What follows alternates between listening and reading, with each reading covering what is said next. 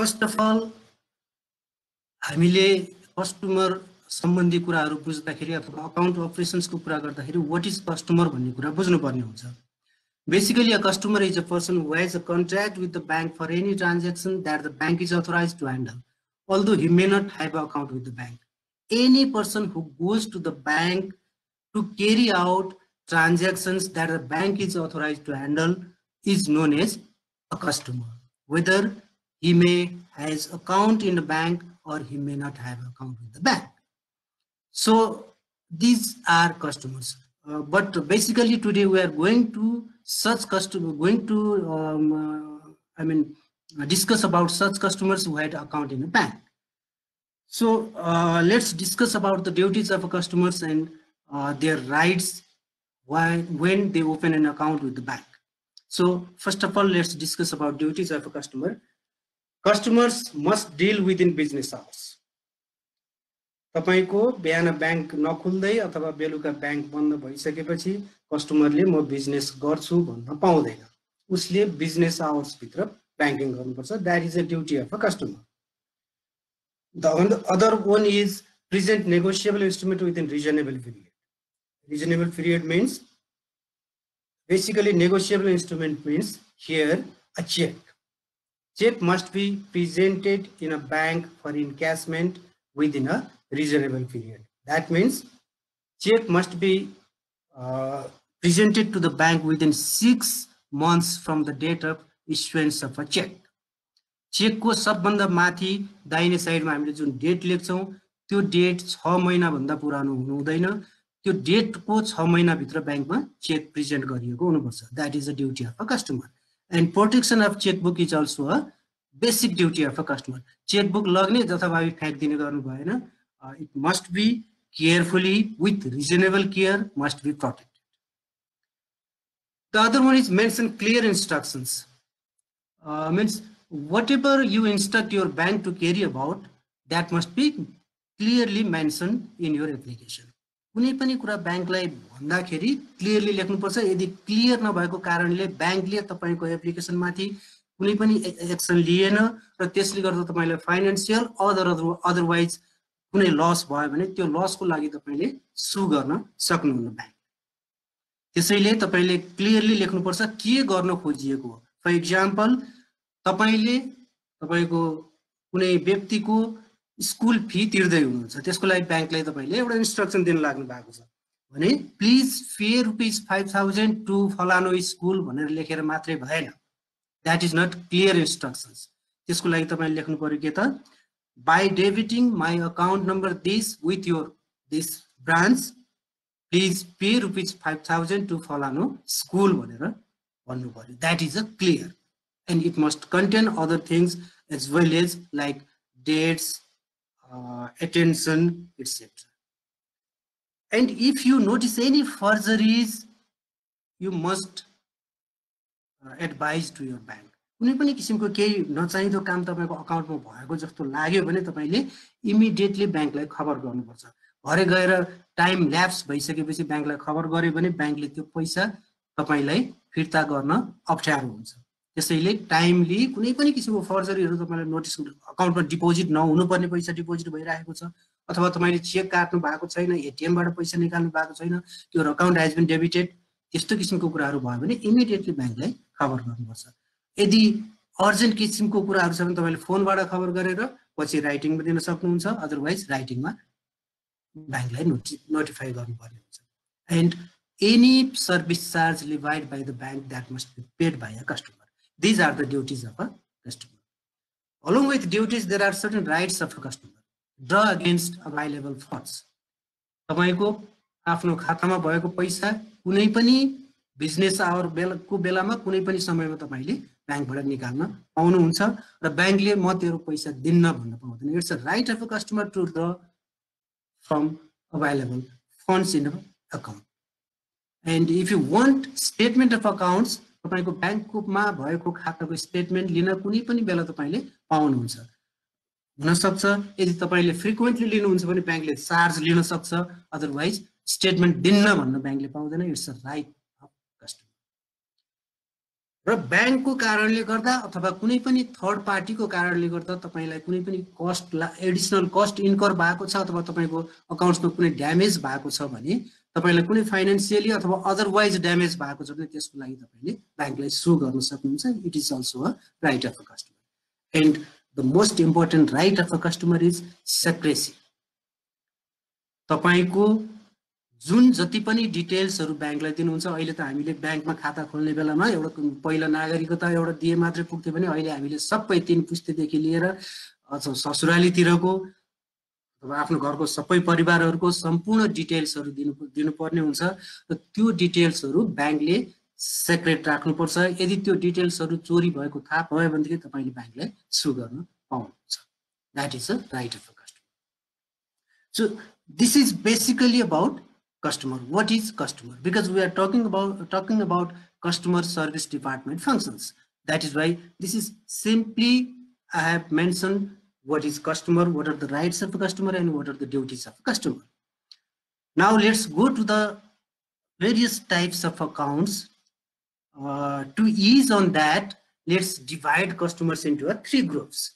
हामीले खाता कति किसिमको हुन्छ भनेर बुझ्नको लागि यो 3 कस्टमर आफ्नो हाम्रो खाता खोल्ने कस्टमरहरुलाई यो 3 वटा ग्रुपमा डिवाइड गरेर हेर्न थाल्यौ भनेदेखि सजिलोसँग बुझ्न सकिन्छ भनेर मैले यो गरेको छु यो कुनै कतै रिटर्न डाउन पोलिसी केही पनि होइन खाली सजिलोको लागि मात्रै गरेको individual account individual customers which may be single customer or joint customer कुनै एकजना रामबहादुर थापा भन्ने खाता खोल्न आइरहेको छ he is individual customer Rambhadur along with his wife along with his father whatever 2 जना 3 जना भएर joint account खोल्न आएको छ they are also known as individual customers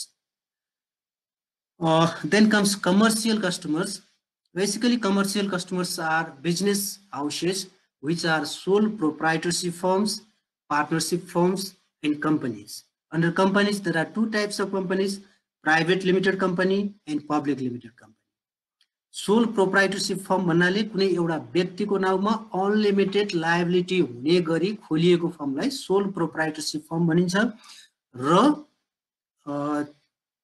partnership form भनेको 2 वा 2 भन्दा बढी व्यक्तिहरुको बीचमा पार्टनरशिप डीडको आधारमा ट्रान्ज्याक्सन्स गर्ने गरी बिजनेस गर्ने गरी खोलिएको फर्मलाई हामी पार्टनरशिप फर्म भन्छौं कम्पनीजहरुमा प्राइभेट लिमिटेड कम्पनी भनेको प्राइभेटली इन्डिभिजुअलहरु मिलेर केही व्यक्तिहरु मिलेर एउटा कम्पनी खोल्छन् सबैजना डाइरेक्टर भएर अथवा सबैजना चाहिँ प्रमोटर भएर कम्पनी खोल्छन् भने त्यसलाई हामीले प्राइभेट लिमिटेड कम्पनी भन्छौं भने पब्लिक लिमिटेड कम्पनी भनेको कम्पनी प्राइभेट लिमिटेड कम्पनी जस्तै हो तर उसले आफ्नो क्यापिटलको सर्टेन पर्सेन्टेज चाहिँ पब्लिकमा इस्यु गरेको हुन्छ फर एक्जाम्पल तपाईले शेयर बिक्री भएको यताउता देखिरहनु भएको छ त्यस्तो किसिमको कम्पनीजहरु चाहिँ पब्लिक लिमिटेड कम्पनीहरु र all other organizations fall under others category like clubs and toll ma club haru huncha associations Nepal Medical Associations Nepal Bankers Association there are so many associations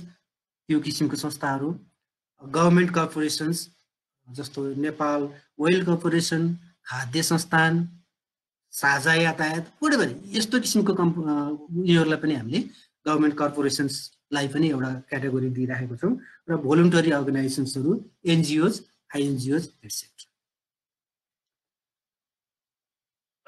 so there are something about contract law because the customer enters into a contract with the bank while they open an account with the bank त्यसैले गर्दा यसको बारेमा slightly 1-2 वटा स्लाइड्सहरु छ यो स्लाइड्सहरु चाहिँ basically तपाईहरुले पढिसकेको कुराहरु पनि हुन सक्छ यो त्यसैले यो स्लाइड्सहरु तपाईहरु रिफर गर्नु होला मैले यसको बारेमा चाहिँ धेरै लामो कुराहरु गर्दिन तपाईहरुले पढ्नु भएको छ what is contract what is agreement what is offer and acceptance त्यहाँको अफर र एक्सेप्टेन्स हुनुपर्छ कुनै पनि कन्ट्र्याक्ट हुनको लागि र त्यो अफर एन्ड एक्सेप्टेन्सको लीगल कन्सिडरेसन हुनुपर्छ एकजना व्यक्तिले अफर गर्छ अर्कोले त्यो अफरलाई एक्सेप्ट गर्छ र त्यो अफर दिने काम र एक्सेप्ट गर्ने काम चाहिँ लीगली बाइन्डिङ हुनुपर्छ अथवा त्यसमा कुनै लीगल कन्सिडरेसन हुनुहुन्छ इलिगल बिजनेसको लागि अथवा फलानाले फलानालाई मार म तँलाई 1 लाख रुपैयाँ दिन्छु भनेर कसैले भन्यो भने that is not a contract because it has no legal consideration on its functioning यसको बारेमा तपाईहरुले सरल रिफर गर्नु होला है। There must be competent parties, minor व्यक्ति भयो अथवा चाहिँ कुनै इन्सेन व्यक्तिहरू भयो, तिनीहरू कम्पिटेन्ट पार्टिजको रूपमा मानिँदैन कन्ट्र्याक्टमा इन्टर हुनको लागि, र एउटा मेजर व्यक्ति जो चाहिँ मेन्टली क्वालिफाइड छ त्यो व्यक्तिहरूले चाहिँ खाता खोल्न पाउँछन् अथवा यो किसिमको कन्सेन्ट के अरे कन्ट्याक्टमा इन्टर गर्न पाउँछन्। फ्री कन्सेन्ट, कुनै पनि किसिमको कन्सेन्ट एक्सेप्ट गर्नको लागि कुनै कोएर्सनबाट, अनड्यू इन्फ्लुएन्सबाट, फ्रडबाट, मिसरिप्रेजेन्टेसनबाट र कुनै पनि मिस्टेकको आधारमा गरिएको हुँदैन। कन्सेन्ट खोल्ने नखोल्ने, जस्तो फर इक्जाम्पल अकाउन्ट खोल्नेकै कुरा गर्दा नि खोल्ने नखोल्ने, मेरो ब्याङ्कमा खाता खोल्नै पर्छ, म तपाईँलाई 10% ब्याज दिन्छु, अरू ब्याङ्कले 6% दिन्छ भन्ने किसिमबाट यदि कसैले अनड्यू इन्फ्लुएन्स गर्न खोज्छ अथवा मिसरिप्रेजेन्टेसन गर्छ, किनभने उसको पनि खातामा चाहिँ 6% नै ब्याज छ तर भन्ने बेलामा 10% भन्छ भने त्यस्तो किसिमकोलाई फ्री कन्सेन्ट मानिँदैन र त्यस्तो कन्ट्र्याक्टहरूलाई हामीले कन्ट्र्याक्टको रूपमा लिन सक्दैन र it must be an lawful purpose. So this is about contract. अब व्यक्तिले खाता खोल्न आइसक्यो, खाता खोल्न आइसकेपछि अब हामी कस्टमर सर्भिसको बारेमा अथवा ह्यान्डलिङ कस्टमरको बारेमा कुरा गर्छौँ, किनकि अब हामी basic what is customer, what are the duties liabilities of customer, what is legal impact of account opening, यी कुराहरू गरिसकेपछि हामी कस्टमरलाई कसरी ह्यान्डल गर्ने भन्ने बारेमा कुरा गर्छौँ। हामी तपाईहरु कतिपय मान्छेहरू ब्याङ्कमा काम गरिरहनु भएको होला अथवा कतिपय ब्याङ्कमा काम लिएर जानु भएको होला। जाँदाखेरि हामी के देख्छौँ भने ब्याङ्कको सबभन्दा तल छिर्ने बित्तिकै एउटा अकाउन्ट ओपनिङ डिपार्टमेन्ट हुन्छ जसलाई हामी कस्टमर सर्भिस डिपार्टमेन्ट पनि भन्छौँ।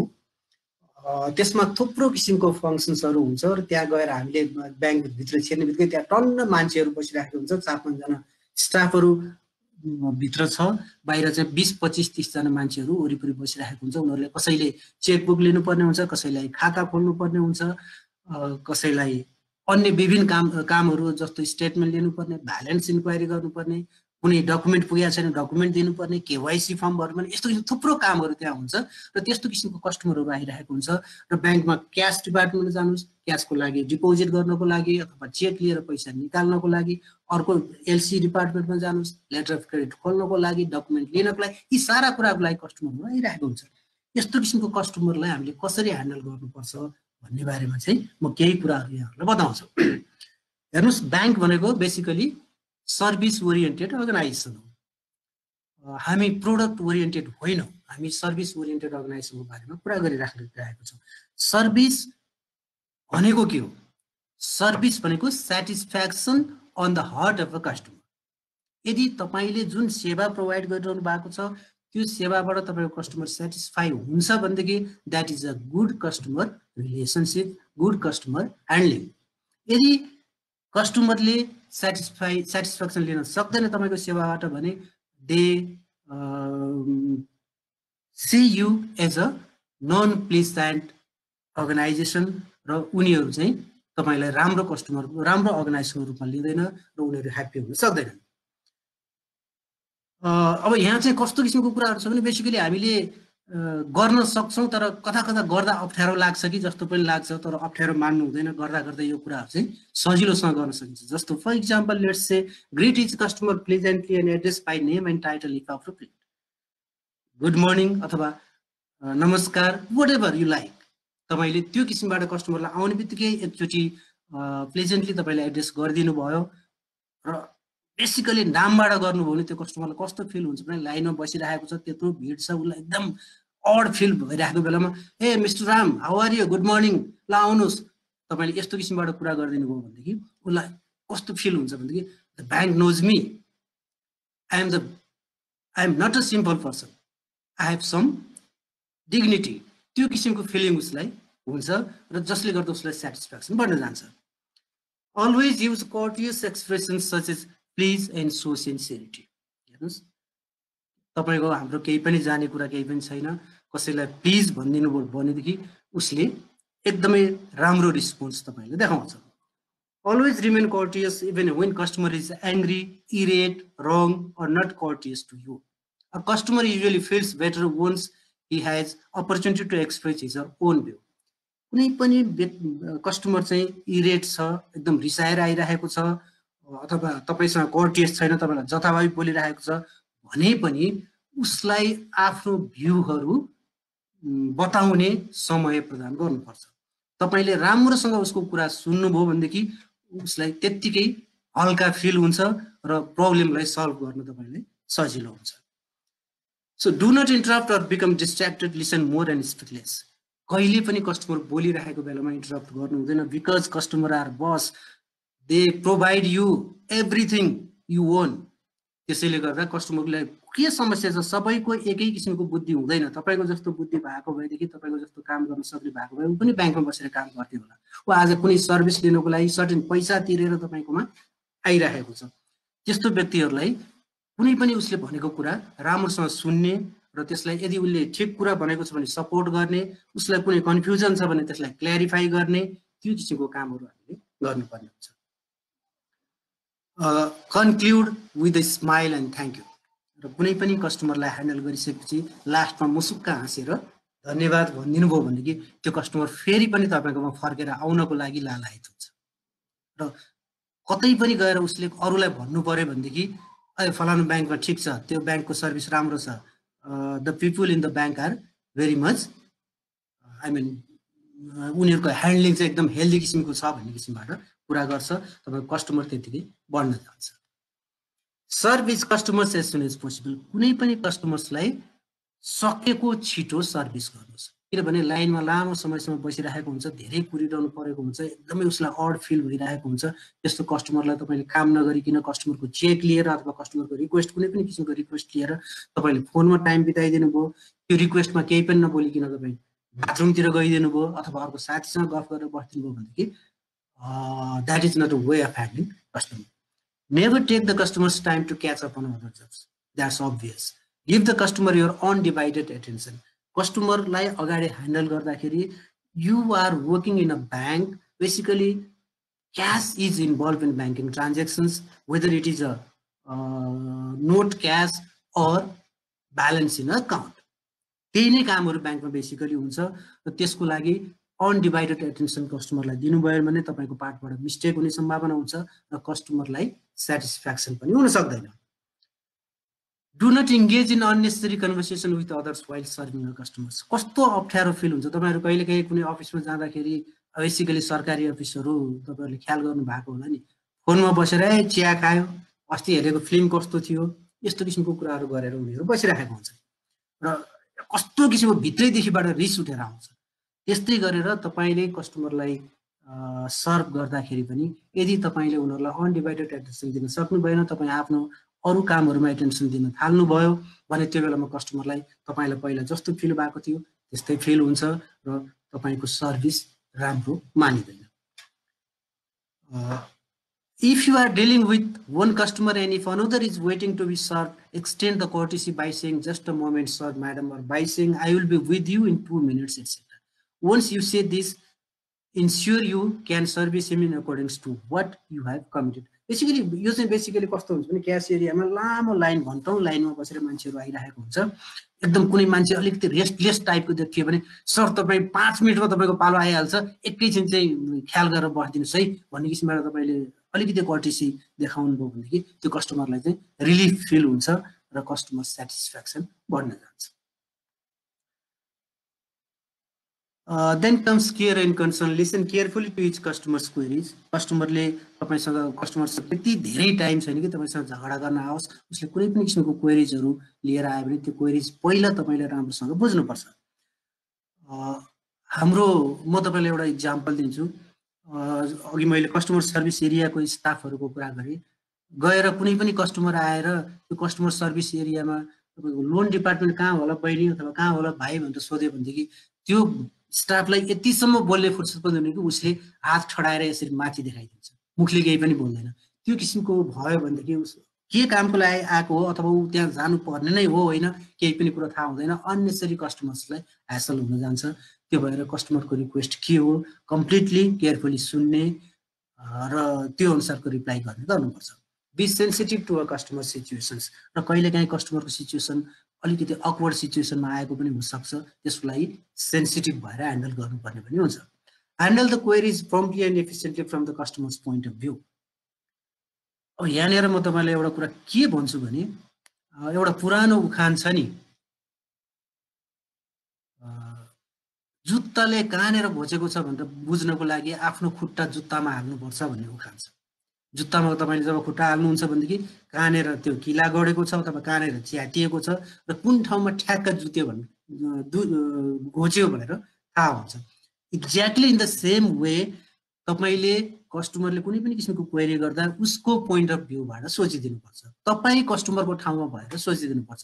र कस्टमर केयरमा बेसिक कुरो पनि के हो भनेदेखि एउटै मात्रै म तपाईँलाई मन्त्र छ कस्टमर केयरको, त्यो मन्त्र बताइदिन्छु।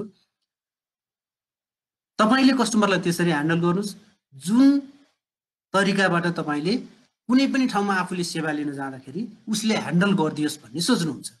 त्यो भन्दा बढी एक रौँ पनि गर्नु पर्दैन। त्यति गरिदिनु भयो भने that will be sufficient for customer.